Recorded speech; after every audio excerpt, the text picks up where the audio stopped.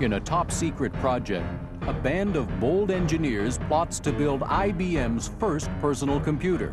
What we then had to do was persuade our bosses that it was okay to turn this over to a kid. And ends up designing a deal that transforms a scraggly college dropout into the world's richest man. Bill Gates sold IBM a product that he didn't own yet. It's the summer of 1980. On the campaign trail, Ronald Reagan embraces corporate America. Business is big, and no one is bigger than IBM, a colossal corporation officially known as International Business Machines.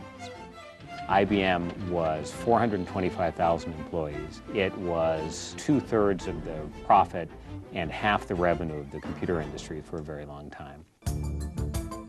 For nearly a century, IBM has made its fortune designing and servicing room-sized computers for corporations. Now, amateur competitors across America have begun selling small household computers that actually fit on a desktop. Microcomputers, as they're called. In the summer of 1980, IBM was remarkably frustrated about the personal computer. It had tried 2 or 3 times in a very serious way to make a PC happen, and it seemed to be unable to do so. And IBM was embarrassed. Now, at a special projects facility in Boca Raton, Florida, a faction of IBM executives claims they have a solution. Until now, the company has produced every part of every machine it has ever sold. The engineers of a top-secret plan codenamed Project Chess want to change all that. They suggest that IBM buck tradition and build a personal computer by using parts purchased from outside suppliers. The charge is led by a seasoned executive named Bill Lowe.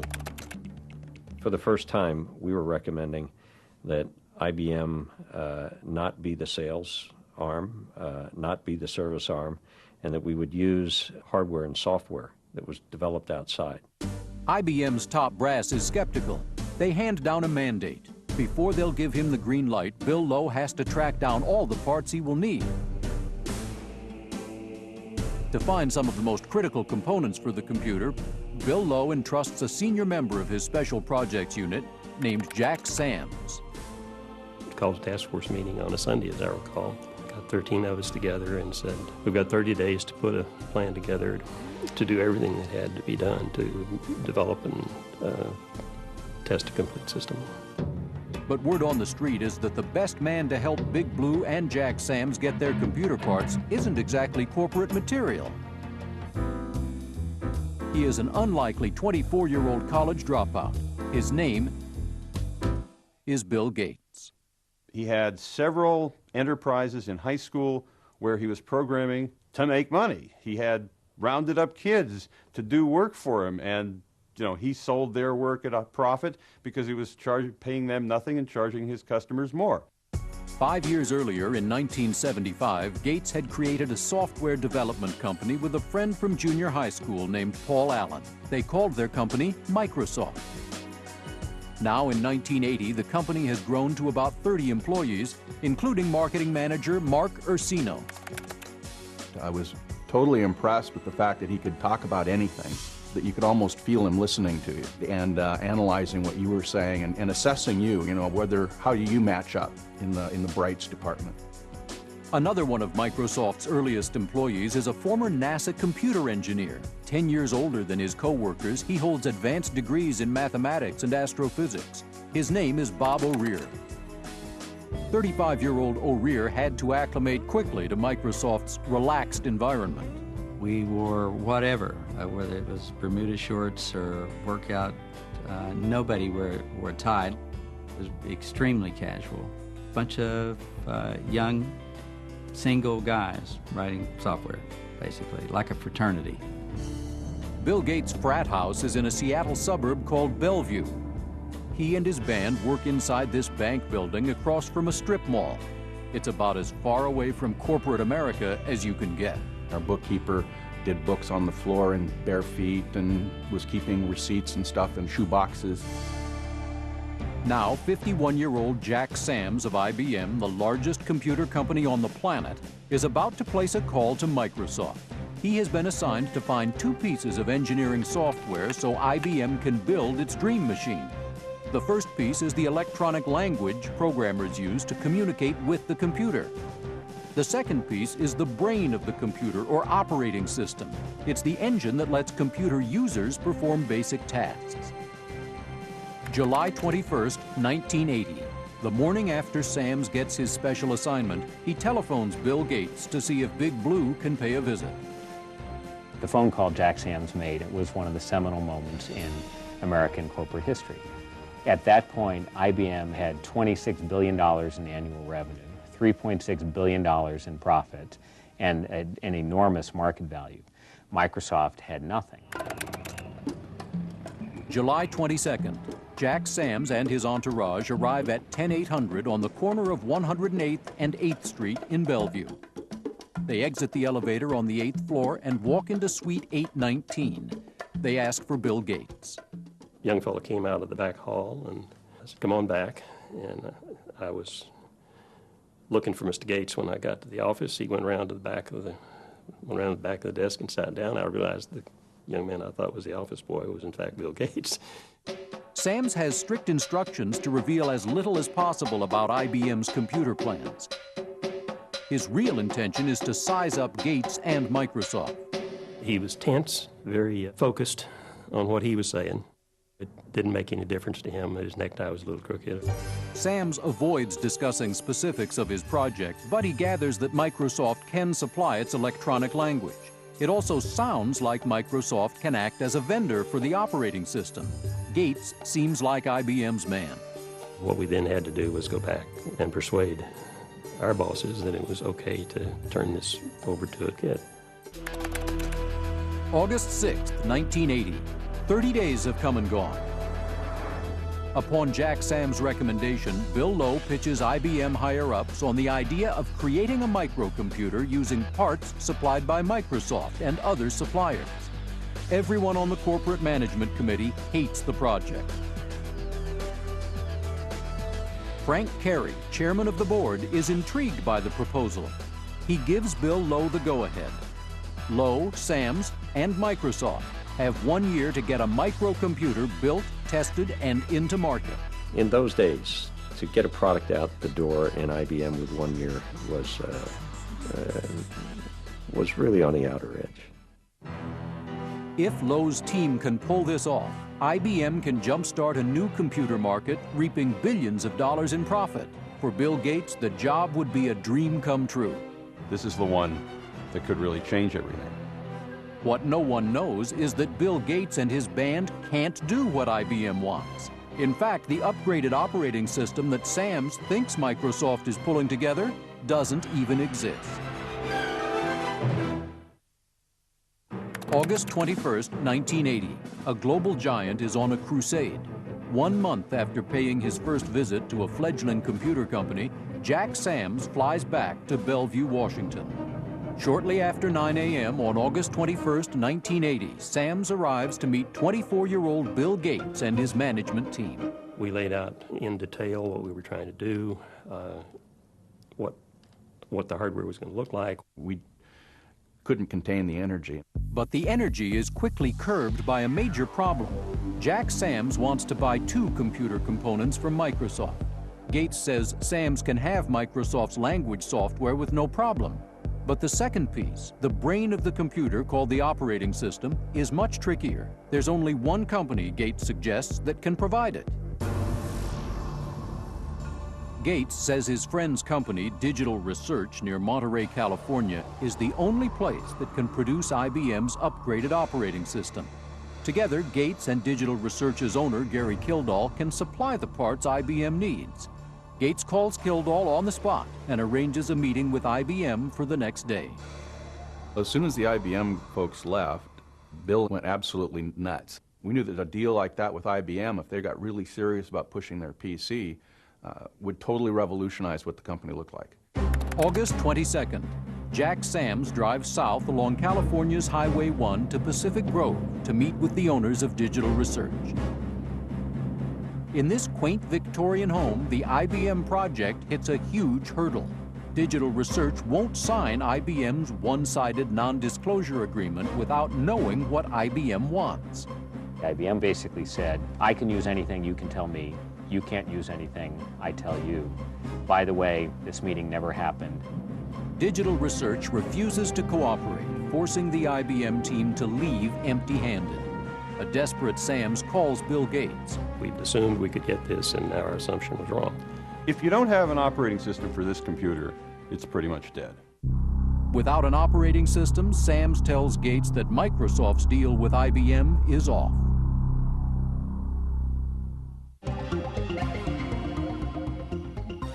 Two weeks later, Microsoft co-founder Paul Allen digs up a lead. Just a 30-minute drive from Microsoft in a suburb called Tukwila, a small computer retailer called Seattle Computer may have a crude homemade operating system. The manager of the shop is an amateur computer programmer named Rod Brock. The company was really run by two technical people, myself and Tim Patterson. Both Tim and I were trying to act as business people, but really we're both technical people. Brock's head programmer, 25-year-old Tim Patterson, built the system in just 4 months. They called it the Quick and Dirty Operating System, or QDOS for short.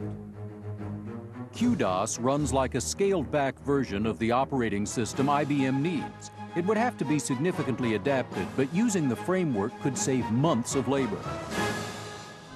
September 22, 1980. With a mandate for secrecy from IBM, Paul Allen calls Rod Brock and asks if he would ever consider licensing QDOS. Brock says he might let someone use it for about $10,000. Gates then went to the IBM folks and said, I can buy it, you can buy it. How do you want to handle this?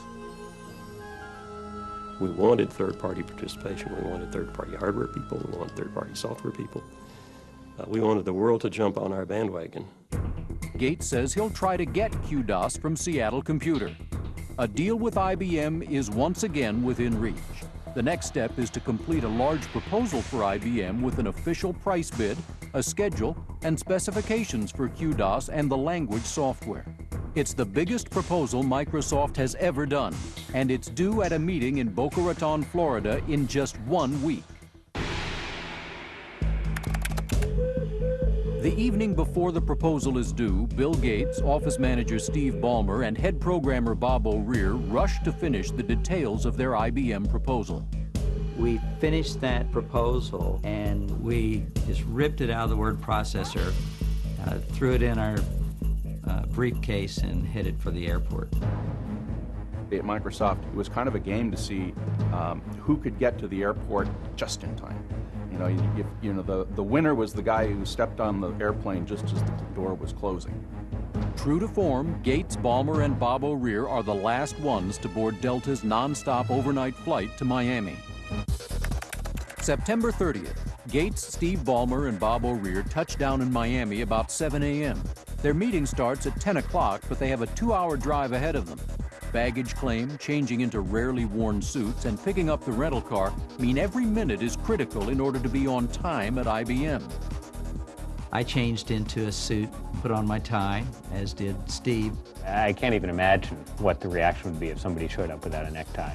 Bill changed into the suit and discovered he didn't have a tie. These guys barely knew how to wear neckties. Decided it was important enough that Bill should have a tie. And so we drove over to the shopping center and went to the door, and it wasn't quite 10 o'clock, so they weren't open. They were petrified because they had to have neckties. So we waited for them to open, dashed into this clothing store and bought Bill a tie, and then quickly drove over to IBM offices in Boca. The Microsoft crew arrives at the IBM offices about 10:20 a.m., 20 minutes late. We're sitting around waiting for them. They showed up breathless and in full business attire.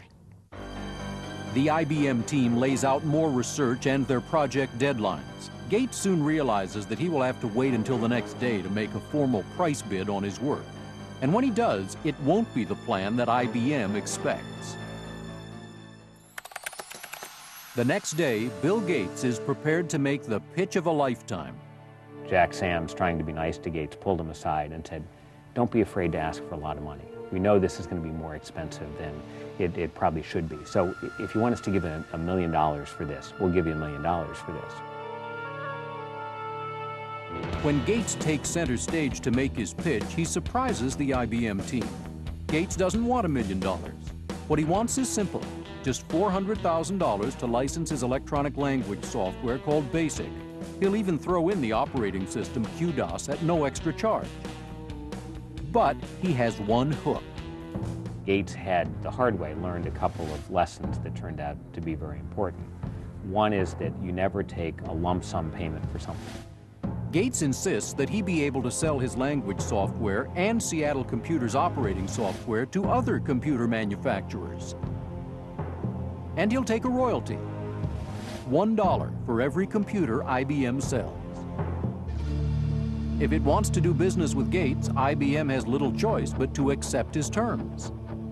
After 2 days of meetings, Bill Gates emerges from Boca Raton with a verbal deal with the king of all computer companies. IBM paid little or nothing, but they had basically given Gates the right to print money by selling to lots of other companies. We were very jubilant over that and felt we had a grand opportunity. There's just one little detail Bill Gates has not addressed. Bill Gates, enterprising genius and programmer extraordinaire, has not actually signed a contract with Seattle Computer to use its operating system called QDOS. Bill Gates actually sold IBM a product that he didn't own yet. And Rod Brock at Seattle Computer may not agree to the terms Microsoft wants. And I said, wait a minute, you changed it. You changed the deal we talked about.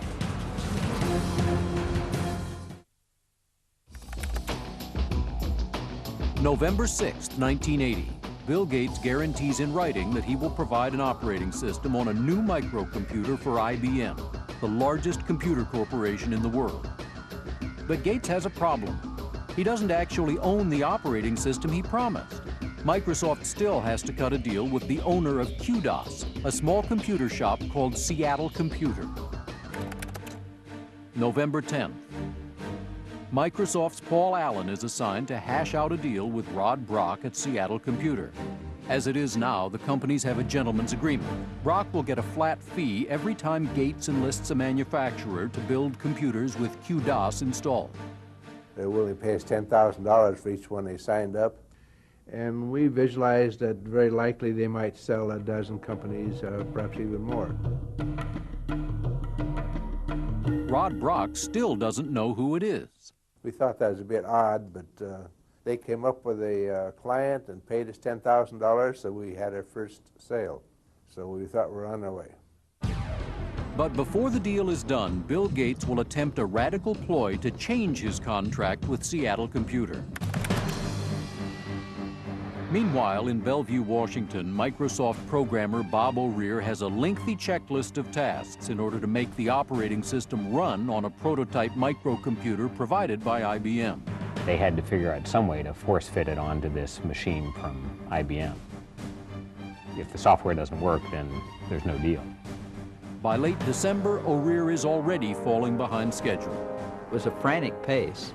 I basically was either sleeping or I was working on the IBM project. Crammed into a tiny room, O'Rear suffocates under a mountain of top-secret paperwork, corporate formalities, and inflexible working conditions. It was a sauna in there, which not only made it very hard for the people working in there, Very little could be accomplished. but actually did funny things to the machines. You're working on software that's untested, trying to make it work on hardware that's untested. I was at my wit's end. June 25th, 1981. IBM is less than 8 weeks away from launching its first personal computer. While O'Rear frets, Gates is analyzing the computer market and thinking about his deal with Seattle Computer.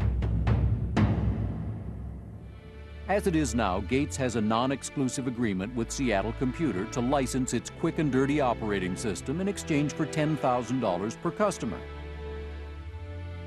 But thanks to Bob O'Rear, Microsoft has improved the software so much that Gates feels Microsoft should be the only vendor allowed to sell QDOS for Seattle Computer. They said that if we would give them the exclusive, they'd put more effort into selling it. Brock didn't see what was going on, which was that this was a deal with IBM. Over the next 2 weeks, Gates and his legal staff draw up a proposed agreement to license QDOS from its owner, Rod Brock. July 10th, with the IBM launch just weeks away, Microsoft sends Seattle Computer the proposed contract. When he sees it, Brock is blindsided by a surprise clause.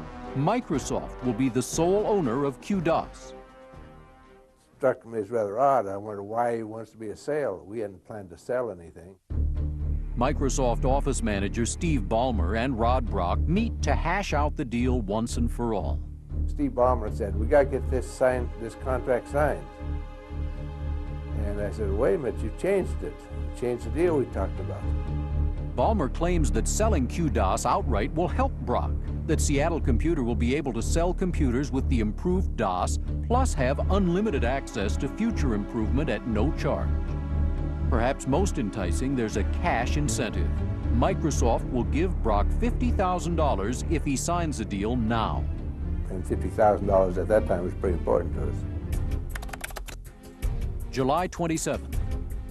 Banking on an immediate buck, Brock agrees to Microsoft's terms. Every scrap of the quick and dirty operating system now belongs to Bill Gates. 1 week later, Bob O'Rear successfully completes work on QDOS. Gates rechristens it Microsoft Disk Operating System, or MS-DOS.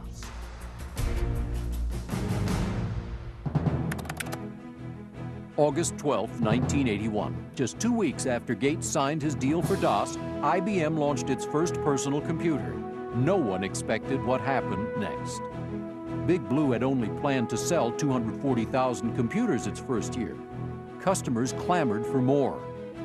A flood of competitors copied IBM's basic design and began selling PCs too. Since Bill Gates' deal with IBM allowed him to sell to anyone he wanted, essentially all of Big Blue's competitors bought language software and an operating system from Microsoft, making Gates a millionaire virtually overnight.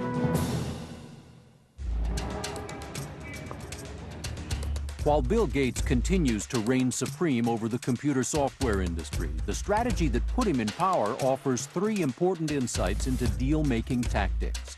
First, defend your future options. While no one anticipates the real demand for the PC, Big Blue weakens its position in the computer market by not negotiating an exclusive agreement for DOS. At the time, IBM wasn't thinking all that far ahead. The line around IBM was that you don't have big problems in small markets, and they assumed the PC was going to be a small market. Rod Brock of Seattle Computer loses his once-in-a-lifetime opportunity to cash in on DOS when he lets Bill Gates dictate terms that leave him out in the cold, revealing a second principle: never undervalue your assets. I often thought that, gee, I should have tried to get an option for 1% of Microsoft stock. And I probably could have got it. Oh, I wish I'd been a bit smarter. One of the reasons I went back to the university and got a business degree. Lastly, after appropriating DOS, Bill Gates doesn't stop there. He transforms the asset into one of the most lucrative products in the world, a course of action that illustrates lesson number 3. Exploit fate. What transpired not only reshaped the computer industry, but turned Bill Gates into the richest guy in the world and put IBM and Microsoft in a position where instead of having IBM have all the market value, Microsoft now has twice the market value that IBM has. It was a turning point in corporate history. Microsoft's deal for DOS. It was a big deal that transformed a small startup company into a global powerhouse worth more than $200 billion. A big deal that changed forever the way we work, play, and communicate.